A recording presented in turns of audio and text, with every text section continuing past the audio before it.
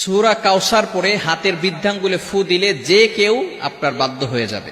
এটা পবিত্র কোরআনুল কারীমের একটি সূরা। ফজরের নামাজ পড়ে আপনি পবিত্র হয়ে ওই নামাজের স্থানে যদি আপনি পড়তে পারেন আলহামদুলিল্লাহ ভালো, আর যদি সেখান থেকে উঠে অন্য কোনো কাজ করেন তারপরে অজু অবস্থায় যদি সেখানে বসেন কোনো সমস্যা নাই, পড়তে পারবেন।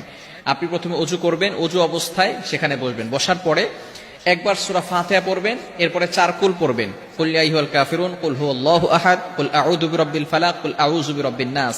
এটা পড়ে আপনার বুকে ফু দিবেন এবং পুরো শরীরকে মাসাজ করে দিবেন, আপনার শরীর বন্ধ হয়ে যাবে। এরপরে আপনি 3 বার দুরূদ শরীফ পড়বেন। আমরা নামাজের ভিতরে যে দুরূদ শরীফ পড়ি, এই দুরূদ শরীফ 3 বার পড়তে হবে।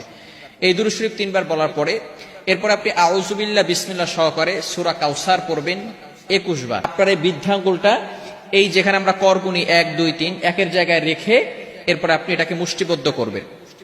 এরপরে আপনি সূরা কাউসার 21 বার পড়ার পরে সেখানে ফু দিবেন। ফু দেওয়ার পরে যাকে আপনি বাধ্য করতে চাচ্ছেন হালাল ভাবে, অবশ্যই হালাল ভাবে হতে হবে, হারাম ভাবে করলে কিন্তু হবে না, অবশ্যই হালাল হতে হবে।